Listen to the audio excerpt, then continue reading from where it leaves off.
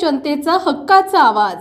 अतिवृष्टी आणि पूरमुळे जून ते ऑक्टोबर 2023 या काळामध्ये जवळजवळ 13,12,000 इतकं हेक्टर त्या ठिकाणी जमीन ही बाधित झाली आणि जवळजवळ 16,33,408 शेतकरी आणि यांना मदत देण्याचं काम शासनानं आपल्या निर्णयाच्या माध्यमातून 12,076 कोटी इतक्या रुपयाचं त्या ठिकाणी अनुदान देण्याचं मान्य केलं। त्यानंतर अवेळी पावसाला पुन्हा नोव्हेंबर 2023 मध्ये 2024च्या मे महिन्यापर्यंत त्या ठिकाणी सुद्धा 18,33,000 इतक्या हेक्टर त्या ठिकाणी शेती बाधित झाली आणि जवळजवळ 2277 कोटी रुपयाचा निधी देण्याचं सरकारनं त्या ठिकाणी निर्णय घेतला। या संपूर्ण याची जर टोटल केली तर आतापर्यंत मागल्या वर्षामध्ये 2023-24 याच्यामध्ये 4,600 कोटी डीबीटी प्रणालीच्या माध्यमातून शेतकऱ्यांना प्रत्यक्षात मिळालेला आहे। त्याच्यामुळे अनावधानाने असेल किंवा चुकीने असेल किंवा मुख्यमंत्री साहेबांना ब्रीफिंग चुकीची मिळाली असेल 15,000 कोटी रुपयाची शेतकऱ्यांना मदत केल्याचं त्यांनी जे विधानसभेमध्ये वक्तव्य केलं त्याच्यामध्ये कृपा करून सुधारणा करावी। कारण प्रत्यक्षामध्ये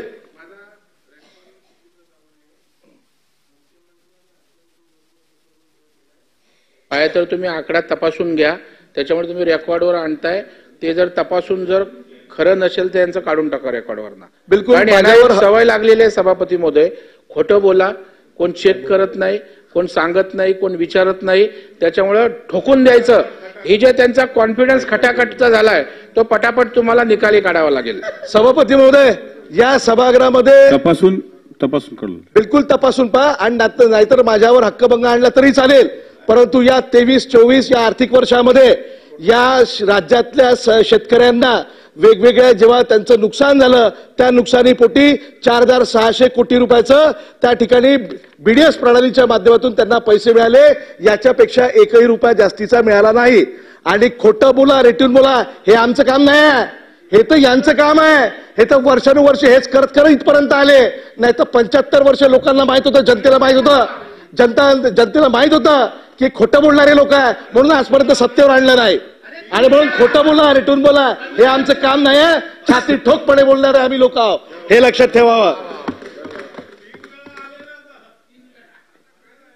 तुम्ही काय करा भाई, तुम्ही काय करा, सगळ्यात पहिले आशिष शेलारांचा राजीनामा घ्या।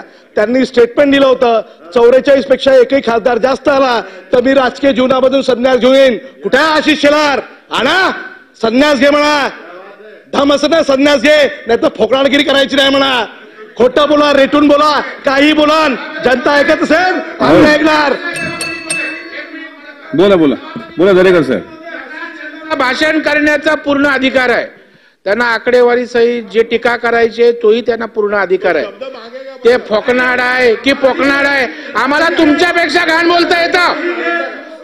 अशा पद्धतीने बोलाल म्हणजे परवा विरोधी पक्ष नेत्याने केलं का तुम्ही?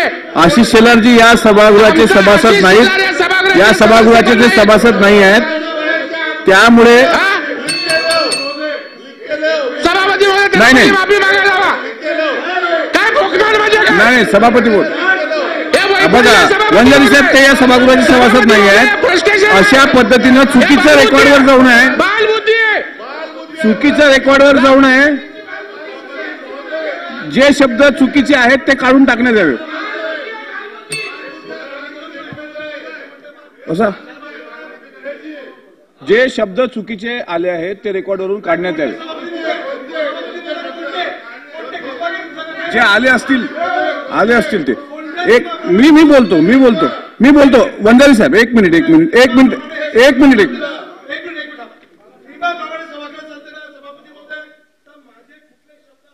नियमाप्रमाणे वगळले इथे जाहीर करावं आणि असंसदीय कोणत्या होते तेही सांगावं। भाई भाई भाई भाई भाई कृपा करून आप तुम्ही शांत राहा। नाही भाई तुम्ही शांत राहा, एकेकाने बोला जरा। वंजारी खाली बसा, 2 मिनिटं खाली बसा। वंजारी खाली बसा, एकाने बोला, तुम्ही पण खाली बसा, लाड खाली बसा। दरेकर तुम्ही बोललेत की नंतर अभिजित वंजारी काय ते बोलतील, सांगा मला काय झालं कळू दे। सभागृहामध्ये आपण जे काय झालं त्या संदर्भात महाराष्ट्राने पाहिलं, आपण निर्णय घेतला, पुन्हा आपण सभागृह चालू करण्यासंदर्भात सकारात्मक होतोय, परंतु यांना वादच करायची इच्छा आहे का? काय बोलले सांगा। आता आशिष शेलारांना फोकनाट बोलतात आता आम्ही अशा प्रकारचे ते बोलतात ना आशिष शेलारना काय शब्द वापरला असा आता परत परत वापरणं बरं नाही वाटत. तुम्ही तो शब्द आपल्याकडे आहे वापरू तो नका. एकदा कळला एकदा कळला त्याच्यामुळे मला वाटतं ते काढून टाका शब्द. त्यांना असं नाही अभिजित बोलायचं. वंजारींना थोडं वैफल्य आलेलं आहे. त्याने असं फ्रस्ट्रेट होऊ नये. कृपया जेवढं बोलायचं तेवढं बोला. आमच्यावर टीका करायची आमची सहनशीलता आहे खूप, पण अशा प्रकारचे उतावीळ होऊन फ्रस्ट्रेशन मध्ये आपण बोलू नका. आणि फ्रस्ट्रेशन आलं की तोंडातनं शिव्या येतात. शिव्या आल्या की निलंबन होतं. तसं आपण मी वंजारी तुम्हाला बोलायला नाही, देणार आहे, अतिरेक तुम्हाला आहे, बसून विचारणार आहे, पण तुम्ही बोलतायत. नक्की तुम्हाला हे मी आता परवानगी आम्हाला देईन बोलायला, पण चांगले तुम्ही बसून समजदार बोलू आहेत, नका. सुशिक्षित आहेत. शांतपणे चालवा. ते आता बसून बोलतायत. ते नंतर चांगले सांगितलं मी त्यांना. आतापर्यंत तुम्ही समज पूर्ण माझा करा. होता तो त्यांनी कदाचित आशिष चुकला. शेलारांबद्दल एक असा वाह्यात शब्द वापरला असं तुमचं म्हणणं आहे बरोबर. अजून काय तुमचे आक्षेप आहे? काय नाही हा नाही हातवारे नाही काढत आपण. तुम्हीच बोट काढता हातवारे केली तर. तुम्ही हातवारे केल्यावर बोट कापता. बरं ठीक आहे. आता वंजारीजी तुम्ही उभे राहा आणि त्याच्यानंतर खाली बसा बरं का. सारखं बोलत राहू नका. बोला चल. नाही एक मिनिट सभापती महोदय, आपण सुद्धा जो शब्द वापरला त्याच्यावर सुद्धा मला आक्षेप आहे. नाही आक्षेप माझ्यावर घ्यायचा नाही. नाही नाही नाही नाही एक मिनिट. अरे पण मला बोलू द्या ना. अरे सर मला बोलू द्या. तुम्ही काय बोलला ते मला सांगा ना. मला बोलू द्या ना. तुम्ही काय बोलला ते माझा सांगा. वकील मीच आहे. मीच डिफेंड करेन तुम्ही स्वतः. काय बोलला ते सांगा. तो शब्दाला मी काय म्हणायचंय माझं स्वातंत्र्य आहे. मी काय त्या शब्दाला शब्द वापरायचं माझं स्वातंत्र्य आहे. तुम्ही नका बोलू त्याच्यावरती. नाही नाही खाली बसा. नाही अनिलजी तुम्ही होता का खाली बस. नाही परब साहेब तुम्ही होता का सभागृहात? हे बोलले तेव्हा तुम्ही सभागृहात होता का? वंजारी बोलले त्याला पण तुम्ही ऐकलं का काय बोलले ते? बरं हा. सभापती महोदय, की जसं काल आपण एक प्रकार या सभागृहात घडला त्याच्यावरती 2 दिवस सभागृहाचं वातावरण खराब झालं. आता प्रस्ताव चालू आहेत. अभिजित वंजारी बोलतायत. त्यांना सरकारवरती टीका करण्याचा पूर्ण अधिकार आहे. फक्त असंसदीय शब्द असेल तर तो तुम्ही तपासून घ्या आणि कामकाजातून काढा. पण जसा त्यांच्याकडनं असंसदीय आला असेल तिकडूनही असंसदीय आला असेल तर तुम्ही तपासून नियम घ्या आणि ते करा. पण दोघांनाही समान न्याय मिळाला पाहिजे एवढीच माझी विनंती आहे. यांनी काय आणि वापरला का असंसदीय शब्द? नाही ना? दोन्ही बाजूने जे काय झालंय मी काय म्हटलं दोन्ही बाजूने तपासून घ्या. असंसदीय असेल जो आपल्या असंसदीयच्या व्याख्येमध्ये बसतोय तेवढा काढा आणि तुम्ही बाकीचं त्यांना बोलायला परवानगी द्या.